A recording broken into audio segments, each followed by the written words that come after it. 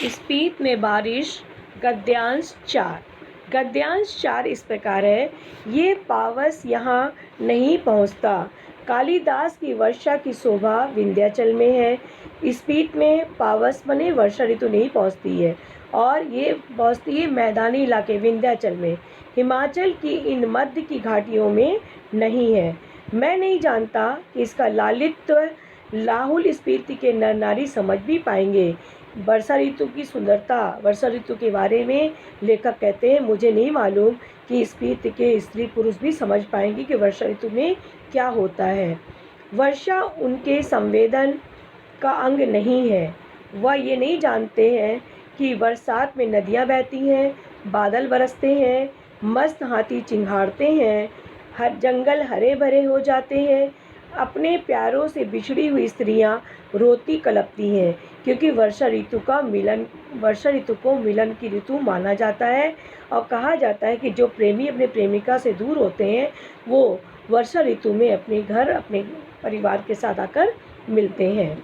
मोर नाचते हैं और बंदर चुप मार कर गुफाओं में जा छिपते हैं।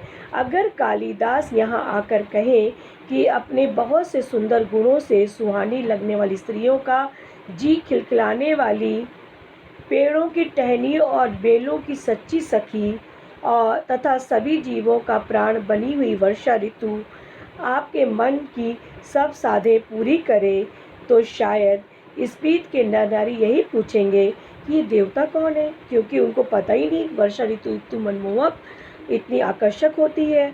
वो पूछेंगे किसी देवता की बातें हो रही हैं, वो पूछेंगे ये देवता कौन है, कहाँ रहता है, यहाँ क्यों नहीं आता है।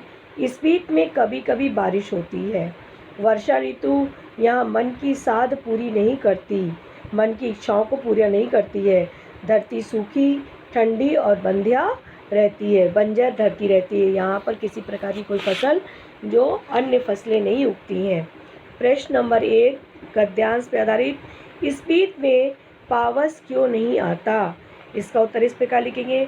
स्पीति हिमालय की मध्य घाटियों में स्थित है। यहाँ वर्षा ऋतु नहीं होती है क्योंकि यहाँ बादल नहीं पहुँच पाते हैं। यहाँ कभी कभी वर्षा भी होती है तो बर्फ़ की, जिसे अत्यंत शुभ माना जाता है। वर्षा होती भी है तो बर्फ़ की वर्षा होती है, जो वहाँ के लोग बहुत शुभ मानते हैं। प्रश्न नंबर 2 स्पीति के लोग क्या नहीं जानते और क्यों? इसका उत्तर इस प्रकार लिखेंगे।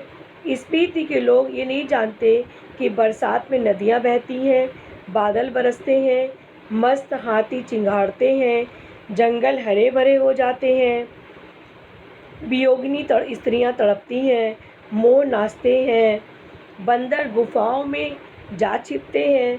ऐसा इसलिए क्योंकि यहाँ वर्षा ना के बराबर होती है। प्रश्न नंबर 3 कालिदास यहाँ आकर क्या कहेंगे? इसका उत्तर इस प्रकार।